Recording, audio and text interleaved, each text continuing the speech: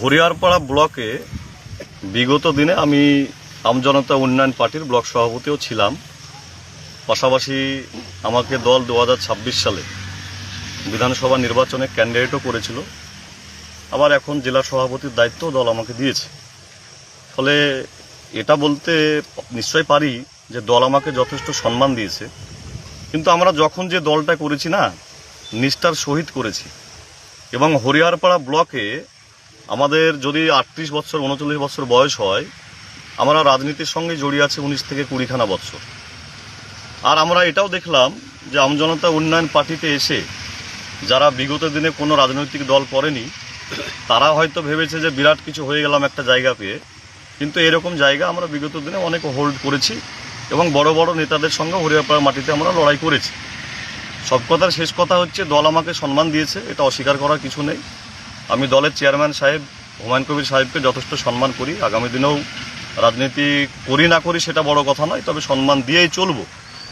আমরা হরিয়ারপাড়া ব্লকে যেভাবে নিষ্ঠার সহিত দলটাকে আমরা গুছিয়ে তুলেছিলাম, সেই পারপাসে 68,655 ভোটও হয়েছিল। তো বিশেষ কারণবশত আমি জেলা সভাপতির পদ থেকে পদত্যাগ করছি। আপনাদের সাংবাদিকদের মাধ্যমে আমি জানিয়ে দিলাম, আগামীকালকে আমি লিখিতভাবে পদত্যাগ করব। তবে নেতাদের কাছে আমাদের এই জায়গাটায় খুব কষ্ট লাগে, যারা প্রকৃত রাজনীতিটা করে, যারা সংগঠনটা বোঝে, যারা মার্কেট থেকে টাকা তোলে না, তাদের মতো যদি আমরা হতাম হয়তো আমরা রাজনীতিতে আরও সম্মান পেতাম। কিন্তু আমরা নিষ্ঠার সহিত আমরা দলটা করি বলে সেই খবরটা হয়তো নেতারা রাখে না, যে কারণে চিটার বাটফার লম্পটদের কথা মোতাবেক পদগুলোকে বিলিয়ে দেয়। এটাই আমার বলার। ফলে আমি আমার জেলা সভাপতির পদ থেকে পদত্যাগ করলাম। বিশেষ কারণবশত আমার পদত্যাগ করলাম। অঞ্চল সভাপতি হুমায়পুর আমার বাম পাশে আছেন, উনিও দু কথা বলবেন। আমি হুমায়পুর অঞ্চলের অঞ্চল সভাপতি। বিজয় ভাইয়ের নেতৃত্বে যে আমরা অঞ্চলের দায়িত্ব পালন করেছিলাম, সেটা বিশেষ কারণে হয়তো আজকে দলটাকে আমরা এই জায়গায় নিয়ে এসেছিলাম। নিয়ে আসার পরে যে কোনো কারণে আমরা দল থেকে পদত্যাগ করছি। এবং আমি ব্লক সভাপতির দায়িত্ব পাওয়ার পর আমার প্রত্যেকটাই দলটাকে, যে কোনো রাজনৈতিক দল করতে গেলে একটা খরচের ব্যাপার থেকে যায় বিভিন্ন পারপাসের সংগঠনের।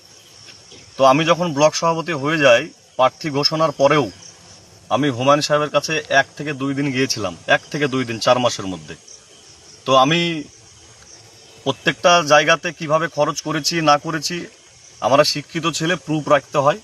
ফলে আমার ফোনপে থেকেই প্রত্যেকটা দায়িত্বপ্রাপ্ত যারা আমার কর্মী ছিল তাদেরকে আমি ফোনপে থেকেই ম্যাক্সিমামটা দিয়েছি পয়সাটা। সেটা আগামী দিন আমার প্রমাণ আছে সব কিছু। সে জায়গাতেও আমি খুব পরিষ্কার আছি। আগামী দিনে সব কিছু পরিষ্কার করে দেবো। এবং আমি রাজনীতিতে ছাড়নেওয়ালা লোক না। যেমন যে আক্রমণ করবে আগামী দিন প্রমাণ সহিত সে আক্রমণের জবাব আমি দেওয়ার অপেক্ষায় রইলাম।